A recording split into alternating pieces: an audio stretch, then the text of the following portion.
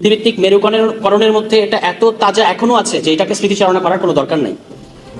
যে কারণে আজকে আমরা আলোচনা করছি সেটা হচ্ছে একটা অ্যাকশন, যে সামনে আমরা এই ধরনের হত্যাকাণ্ড, গণহত্যা বা নিজের দেশের নাগরিককে রাষ্ট্র গুলি করে মেরে ফেলবে, সেই জায়গায় যদি আমরা না দেখতে চাই, যেন আর কোনোদিন বাংলাদেশে ফিরে না আসে, সেটা আমাদেরকে নিশ্চিত করতে হবে। এবং সেজন্যই আজকের এই আলোচনা। এবং আমি ন্যাশনাল ওলামা অ্যালায়েন্সকে ধন্যবাদ জানাতে চাই যে তারা এই জরুরি আলোচনাটা করেছেন। বিকালের অনেক আলোচকরা কিন্তু বলছিলেন যে এটা আমরা একটা সেক্টরিয়াল কোনো বিষয় হিসেবে দেখতে পারি না, যে এক সমাজের একটা প্রান্তিক জনগোষ্ঠী তাদেরকে হত্যা করা হয়েছে সেই জায়গা থেকে দেখতে পারি না, এবং এটা কোনো সেক্টরিয়াল দাবিও না। এটা আমাদের পোস্ট জুলাই যে পলিটিক্যাল ল্যান্ডস্কেপ তার মধ্যে একেবারেই কেন্দ্রে অবস্থান করছে। কিন্তু আমি একজন মানবাধিকার কর্মী বা মানবাধিকার অ্যাক্টিভিস্ট ছিলেন, বিকালবেলা ওনার একটা আলোচনার সাথে সামান্য একটু দ্বিমত করতে চাই। উনি বলেছেন যে আপনারা কেন বলতে পারছেন না যে নাগরিক হত্যা ঘটেছে? কেউ তো আসলে অস্বীকার করে নাই যে নাগরিকদের হত্যা করা হয়েছিল, বাংলাদেশের নাগরিকদের হত্যা করা হয়েছিল। এটাকে কেউ অস্বীকার করেছে? কেউ অস্বীকার করে নাই। কিন্তু অন্য 8-10টা ফৌজদারি হত্যাকাণ্ডের সাথে এই ঘটনার পার্থক্য কি? একটা গুরুতর পার্থক্য আছে। যদি আমরা ওভারলুক করি তাহলে আমরা এই যে শাপলা গণহত্যা বলা হচ্ছে এটার প্রতি সুবিচার করতে পারবো না।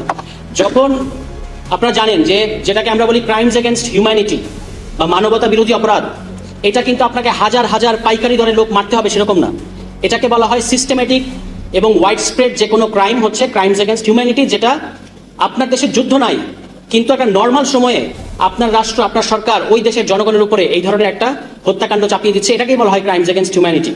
এবং সেটা ওয়াইড স্প্রেড হতে হয় এবং সিস্টেমেটিক হতে হয়, এবং যেই জনগোষ্ঠী আক্রান্ত, যে জনগোষ্ঠীকে টার্গেট করা হয়েছে তাদেরকে কোনো একটা তকমা দিয়ে তারপরে হত্যাকাণ্ড ঘটানো হয়েছে।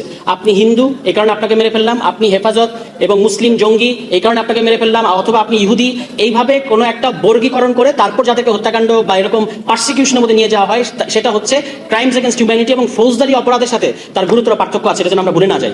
ফলে এটা নর্মাল কোনো নাগরিক হত্যা ছিল না। মানে অবশ্যই এটা বাংলাদেশের জনগণকে হত্যা করা হয়েছে, নাগরিকদের হত্যা করা হয়েছে, কিন্তু এটা শুধু স্রেফ ওইটুকু জায়গায় যদি আমরা দেখি তাহলে এটা তো যে কোনো ফৌজদারি ঘটনার মতো। এটা নিয়ে এতদিন আলোচনা করার কি দরকার? দরকার হচ্ছে এই কারণে যে আমাদের দেশে আমাদের কনস্টিটিউশনাল এবং পলিটিক্যাল পাওয়ার স্ট্রাকচারের মধ্যে এমন সরকার, এমন রাষ্ট্র আসতে পারে যারা নিজ দেশের জনগণকে, নিজ দেশের মানে নাগরিকদেরকে আলাদা করে বর্গীকরণ করে, চিহ্নিত করে তাদেরকে হত্যাকাণ্ড এবং গণহত্যার মধ্যে নিয়ে যেতে পারে। এটাই হচ্ছে শাপলার এই ঘটনার তাৎপর্য, অন্তত আমার কাছে, আমি এভাবে দেখি। আরো অনেক আলোচকরা আলোচনা করবেন। আমি শুধু একটা জিনিস বলতে চাই যে আমাদের বিচারের দাবি, বিচার হতে হবে, এটার কোনো বিচার হয় নাই। দ্বিতীয়ত হচ্ছে শুধু বিচার, আমি আমাদের অফিসের আলোচনায় বলেছিলাম যে যারা হত্যাকাণ্ডের শিকার হলেন তারা হচ্ছেন মজলুমেরও মজলুম। কেন? কারণ তাদেরকে শুধু হত্যা করা হয়েছে সেটাই না, এটা দীর্ঘ সময় ধরে অস্বীকার করা হয়েছে, ডিনায়ালের মধ্যে দিয়ে নিয়ে যাওয়া হয়েছে। ফলে এই বিচার করতে হবে এবং তাদেরকে শহীদ হিসেবে স্বীকৃতি দিতে হবে। কেন শহীদ হিসেবে স্বীকৃতি দিতে হবে?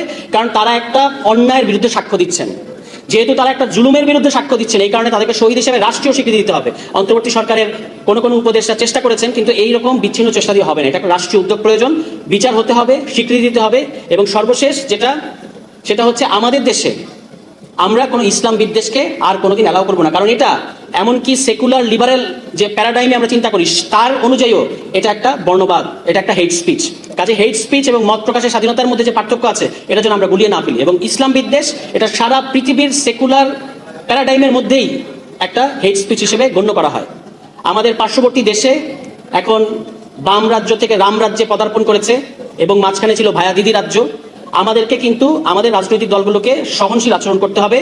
এবং এখানে আমাদের ইসলাম বিদ্বেষ যেমন চলবে না, অন্যান্য যত ধর্মের মানুষ আছে, হিন্দু, বৌদ্ধ, খ্রিস্টান, সবাইকে নাগরিক মর্যাদা সহ নিরাপত্তা নিশ্চিত করা এবং উত্তেজনার ফাঁদে পাড়া না দেওয়া, এটা হচ্ছে আমাদের যারা আমরা রাজনীতি করি তাদের কর্তব্য, সরকারের কর্তব্য। কিন্তু একই সাথে আমাদের সীমান্তে হত্যাকাণ্ড বন্ধ